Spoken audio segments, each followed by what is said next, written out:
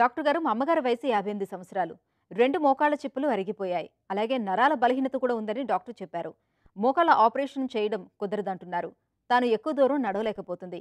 ఇప్పుడేం చేయాలి? మీ సలహా ఏంటో తెలియజేయండి అని అడుగుతున్నారు. ఈ ప్రశ్నకు డాక్టర్ గారి సమాధానం ఇప్పుడు తెలుసుకుందాం. 58 సంవత్సరాల వయసు, 90 కేజీల వెయిట్, ఎక్స్రే ప్రకారం మీకు మరొక డాక్టరు ఇచ్చిన ఇన్ఫర్మేషన్ ప్రకారం గ్రేడ్ 4 దశలో అరిగిపోయి ఉంది అన్నారు. ఇవి ఉన్నా కూడా పేషెంటు తన రోజువారీ కార్యక్రమాలు చేసుకోగలుగుతున్నారా లేదా అన్న విషయాన్ని కూడా మనం పరిగణలోకి తీసుకోవాలి.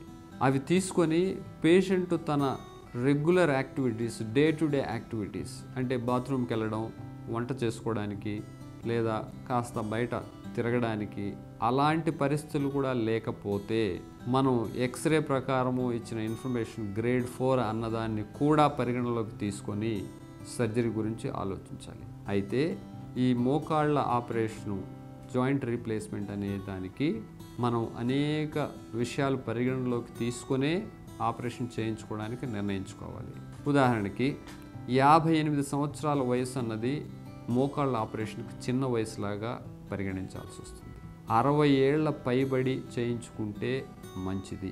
ఒకటి ముఖ్యంగా మీ మదర్ విషయంలో 90 కేజీల వెయిట్ అంటున్నారు. బరువు తగ్గించుకునే ప్రయత్నం చేయండి. తర్వాత నరాల వీక్నెస్ అని ఒక మాట అన్నారు. నరాల వీక్నెస్ అంటే నేను అనుకోవడం ఆ కండరాల వీక్నెస్ అనుకుంటాను.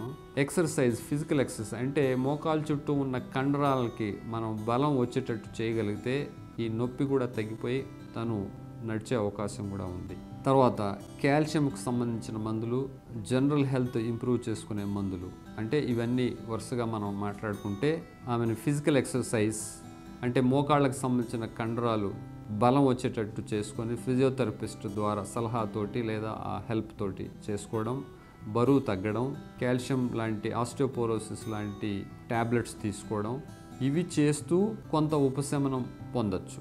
ఇలా మీరు 60 ఏళ్ళు దాటే వరకు మేనేజ్ చేయగలిగితే ఆ తర్వాత ఆపరేషన్ గురించి ఆలోచిస్తే మంచిది అని నా అభిప్రాయం.